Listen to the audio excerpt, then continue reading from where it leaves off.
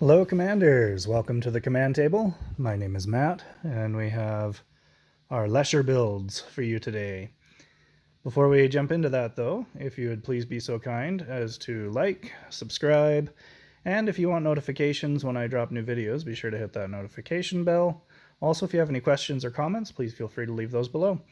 You can also join the command table Discord channel, the link will be in the description.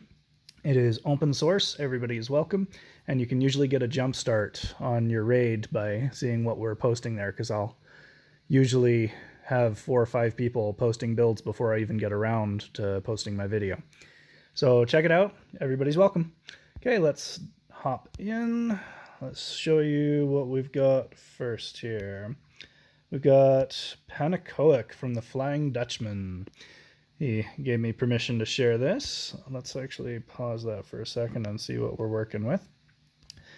Okay, so we've got 4 crystal spires. Looks like there's a battle drummer in the back. That'll probably have double supercharge. Whoop, what happened to my thing? There it is. Then we've got a soul pylon in the front. The soul pylon and the crystal spires most likely have leech on them. And then there's entangling roots up front, which will probably have double supercharge also. And then we've got 2 groups of assassins, and they look like they're situated to catch the soul pylons first. I try to place mine in a line, a horizontal line, and that way one can get started on the Stormcaller while the other 2 are working on the soul pylons up on the top and the bottom. You can sometimes get them in kind of a slightly diagonal slant, as you'll probably see in some of the ones I recorded for myself. So I can't see what else is in there, so let's just let it play and we'll see what else he's got. He's got a Rhino and a Stormcaller.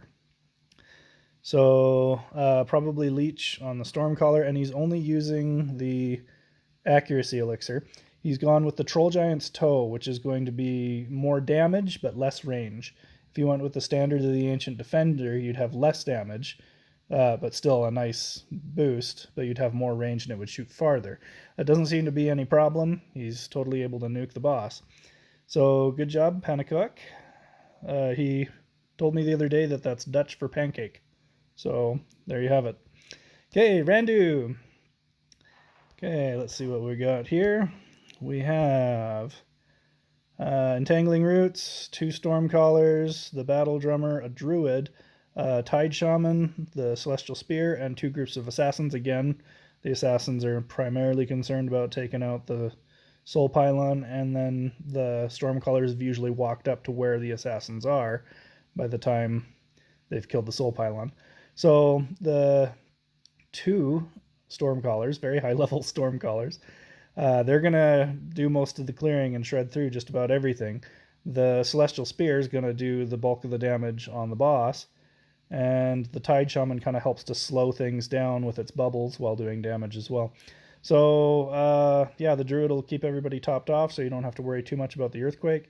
Again, Battle Drummer, double supercharge, totally negates the Earthquake for that first 20 seconds or so, which is usually enough time to clear all the junk, especially with that accuracy elixir, and then you can nuke the boss without much difficulty. So let's see how that goes.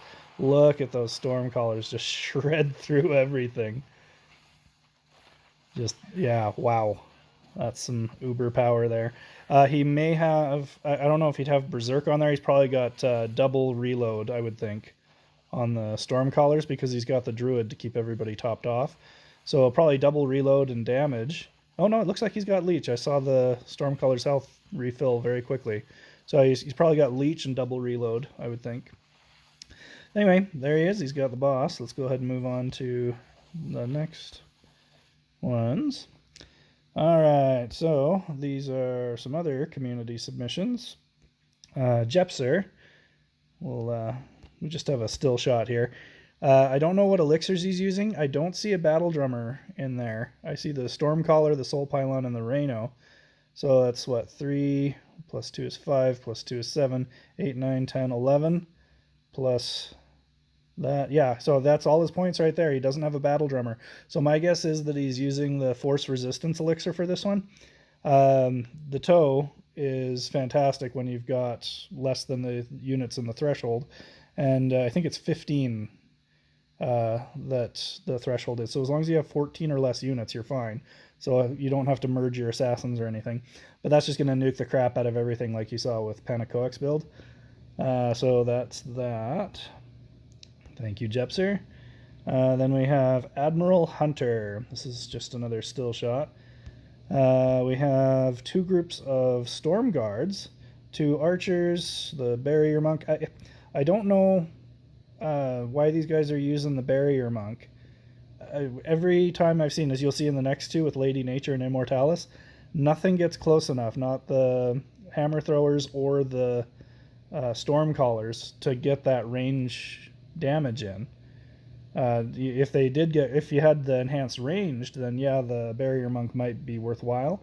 But as you'll see in the next 2 videos, it just doesn't seem to be worth having that Barrier Monk in there. I'd rather switch out the Force Resistance Elixir, just drop it, switch out the Barrier Monk for a Battle Drummer with the double supercharge, and you'll be just fine. He's thrown in a Lightning Spire in there, and I guess that stuns anything that gets too terribly close. So, yeah. Yeah, solid build. Can't see anything wrong with it, really. I mean, it's just a matter of preference. I mean, I guess you may have... Like, the Soul Pylons are just going to shoot right through the Barrier Monk bubble. So you're worried about the Storm Callers and the Hammer Throwers, and those are usually shredded, especially... Well, he's using the Standard of the Ancient Defender, so that's going to reach way in there and kill everything before it gets there. Anyway, solid build. If it works, it works. Alright, and Lady Nature. So here we've got a video, and again, you'll kind of see what I'm talking about with all the ranged units get fried before they even get in range. All the Stormcallers are now dead. All the Hammer Throwers died, I think, before the Stormcallers. So, yeah, you don't have to worry about that Barrier Monk. See, the Soul Pylon Orbs just go right through it. So, I mean, you might be able to get away with dropping that Force Resistance Elixir and throwing in a Battle Drummer instead of that Barrier Monk. Save yourself some elixirs. And I'll show you the builds that I've been doing with that, and it's working just fine. Okay, so that's Lady Nature, and then Immortalis, again, same deal. He's got a couple units in the back there, the Risen Warriors. They're gonna, I guess, take out some of the Spider's Nests. Okay, he's running through the Power Stones for you, which is considerate. Kind of let you know what he's working with. Yeah, pretty much every Soul Pylon and Crystal Spire in all of these builds would most likely have Leech on it. You'll see in a minute when I did a couple of my attempts, I tried switching out the Ring of Unity for the Crown of the Lightbringer to see if I could get away without using Leech and just get more damage, but if you get the boss dead, it doesn't matter how much damage you do, just as long as you kill him. Unless you're doing the TST challenge. TST, the Secret Tavern, it's one of our affiliates. It's also the #1 clan in the world. They are doing a challenge called Smash the Boss. So anybody who wants to participate in that, they come up with these ridiculously absurd challenges to see who can do the most damage with certain technicalities, like, oh, you can't use any elixirs this time around, or you can only use this faction, or whatever else. So if you guys want to have some fun with it, if you're getting bored with raids, that adds a new dimension to it. So hop on the TCT Discord, link is in the description, and you'll be able to find your way to the Secret Tavern. Okay, this is my main profile, and you'll see here, let's wait till we get some unit levels, there we go. Okay, so I've got 2 Wind Reavers, which I've put the Nature Power Stone on. Then I've got the merged Spirit Panthers, I think 3 of them. 2 Untamed Beasts, and then the Assassins in the back. I'm using Amulet of the Panther Queen. So everything's going to start in stealth, and you will see how that works. Now this is a very elixir heavy, but they're elixirs that I've got like 80 of. So why bother buying accuracy elixirs if I've got a bazillion of those just kicking around doing absolutely nothing? So there go the Assassins in the back. They've killed the Soul Pylons and the Storm Callers. And here you'll see that I didn't factor in this rear Power Stone or Life Stone. I didn't even think about it. So it's I got to this point and I'm like, oh no, this is going to take forever. I'm going to run out of time. So I was really bummed about that. I'm like, ah, 2 life stones are up. But you know what? Hey, I've got Spear 4. There might be a good chance that those... Oh, might be a good chance those get taken out. So we still got to worry about this one, though. And it just doesn't look good. I mean, I've got 17 seconds left, and that's a life stone at full health, it looks like. Oh, there's one. Oh, man. There's 2. Oh, it doesn't go down. 6 seconds left. 5, 4. Oh, there it goes. And zoop. There goes the boss. 0 seconds left. So that particular setup wasn't the best. What I did is I switched over to this, where I put assassins in the back with some risen warriors on the top and bottom. This keeps me under the threshold for toe level 5. If you have a lower ranked toe, you can merge your assassins, and that would make it... Or I guess you could put another risen warrior back there, and yeah, but I guess if you're going to have those 2 points, you might as well use the assassins. But you'll see the risen warriors don't quite get the life stones down because they have the stun affecting them. So the earthquake stuns them and makes it to where they don't technically get the life stones down. But what happened there, let's actually back that up just a bit so you can see what happens. You'll notice that, okay, the risen warriors are going to pop up, and that made it to where the spiders and everything else coalesced around those risen warriors, and that led all of those nature units to the back where they were, because there was units to attack in a straight line. So they bypass the boss entirely and go to where those life stones are. So it wasn't what I intended. I thought the risen warriors with strike would just nuke those life stones, but since they were there and the enemies, the minions, gravitated to those risen warriors, that made it to where they were able to draw my nature units all the way back. Okay, now this one, I was trying to do it with only the immunity elixir. So kind of a similar deal, and this time I've merged 2 more assassins. So I've got 1, 2, 3 assassins all with merge. They just nuke the crap out of those life stones. Those are resolved. And now here, I think I can get it just with the immunity elixir. The problem is the wind reavers. Look at this guy up here. Boom, he's gone. And then this guy down here, he's going to die right before we get him to the boss. The wind reavers are the guys that do the most damage out of this whole group. So per army point, they're going to do more than a merged Spirit Panther or a UB or anything like that. So there goes the second wind reaver. Now we're clearing to the boss, and everything's going to stay alive, but I just don't have the damage output. So that's something that I had to resolve. I've either got to use the regen elixir to keep those wind reavers alive, or I've got to find some other way to do it. So we'll kind of skip ahead because this takes forever. But I get them down to about 40%. So then I just throw that regen elixir back on. Again, you can see I've got 80 something of them. So it's just worth it to me to do this kind of a build. Since I know I can get the job done and I've got those elixirs sitting around, I don't have to spend any gems. But yeah, the regen just takes the edge off, makes sure those wind reavers stay alive, and they make it all the way to Leshir, and it's game over. Now, the thing to note about this, there's no force resistance elixir, because the only thing that was vulnerable to the earthquake stun and to the enhanced melee stun were the assassins, and they start the battle in stealth, so they're able to do most of the work that I need them to do, and then by the time they do get stunned, I'm already there. I'm fine. So if you've got the unit levels for that, and you've just got a bunch of regen and immunity elixirs kicking around, why not? Save yourself some gems. Okay, so this I've done, this is my ranged setup.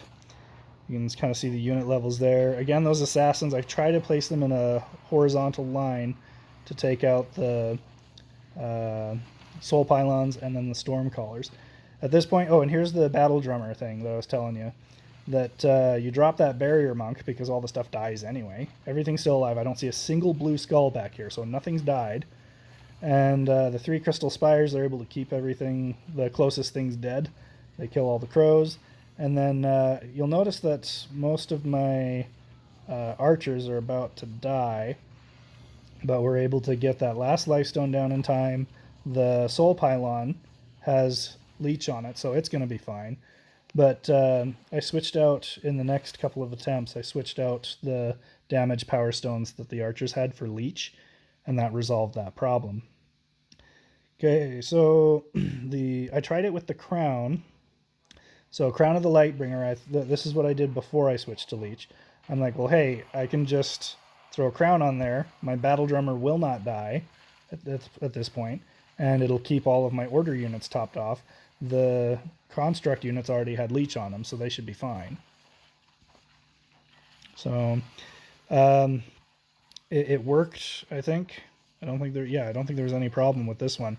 But when I tried it on my lower level profiles, the issue that I ran into was, and they're just lower unit level profiles. I think I'm still on SR15 on those. But on the lower unit level profiles, the units just didn't have enough damage to clear all the way through. So I switched back to ring, and it works just fine. There's really no huge incentive to using crown unless for whatever reason you don't have the power stones and you don't want to spend gems on them. Okay, so, oh, here it is right here. I tried using the crown on this, on my third profile, but the unit levels just aren't there. So this will run through the power stones that I'm using for all of these duplicate setups. Yeah, leech, at least one leech on each of the crystal spires. Leech on the soul pylon, should only need one. And yeah, leech on the stormcaller. And then I think, did I get double leech? No, there's one archer that I didn't put leech on, and that doesn't cause too big of a problem, but it would just have been better if I did. Okay, here goes. Oh yeah, and that's just showing you Crown of the Lightbringer that I was using that. Okay, and if you notice my assassins, again, I try to put them in that horizontal line.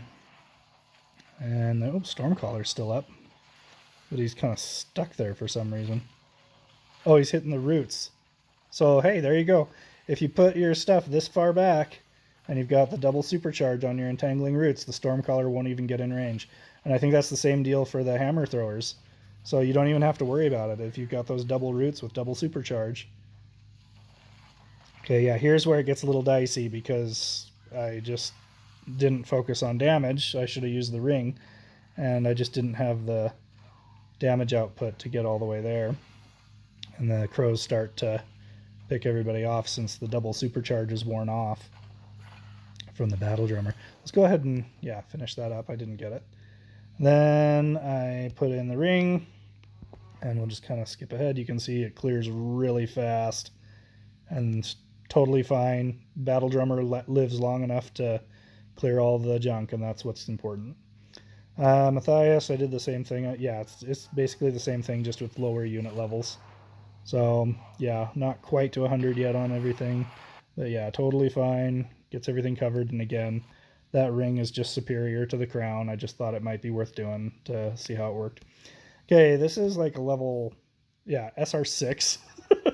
Just thought I'd throw this in there for those of you who are at lower levels. Nothing over level 50. I don't think I even put nature power stones on those wind reavers. But I got 4 level 50 wind reavers. They're just shredding through everything, sucking it into the vortex, and they just grind all the way right through to the boss, and it's game over. Toe, ring, and Spirit Cataclysm, no elixirs, but SR6, nothing fancy. Okay, let's see. This is SR12. Kind of the same deal, except for you'll notice I've bumped the assassins back since there's no soul pylon here. I figured I might as well just take out the spider's nest for quicker clearing, and that seems to work fine. So we'll go ahead and skip that. It's basically the exact same as all the other ones. This is a bomb train. This should be the last setup. Now, we'll pause this here when we see the unit levels. Okay, since they've added the 2 army points, I've thrown in 2 more groups of plague bearers. The reason for that is you want as many of the crows as possible to go away from your bomb bots and not attack them. One crow hitting the wrong bomb bot can throw them all off course, and it can ruin your attempt. So I tried to put as many bodies in there as possible to draw those crows away, so hopefully they didn't attack my bomb bots. If you're having trouble with that, you can eliminate the run speed power stones that you have and put on stealth. Now, stealth is a mythic power stone, so you may not have very many of those, so you might just have to tough it out and see how you do. But we've been using this build for the past several Leshirs, It works on SR11 and below. Once you get to SR12, you've got another life stone to worry about, so you'd have to drop those 2 plague bearers for a group of assassins, and that just makes it to where the crows are going to be more likely to attack your bomb bots. And you'll notice all the crows go this direction. Sometimes you'll have one break off and come down to your bomb bots, but that's about it. All right, sorry, that video was really long. Thanks for watching, everybody. Please support the channel. We welcome everybody on TCT Discord. Link is in the description. Special thanks to everybody who contributed. And, oh, okay, that didn't look that way when I put this together. Anyway, thanks for everybody, and please subscribe. Sure appreciate it. We'll have more content for you in the near future.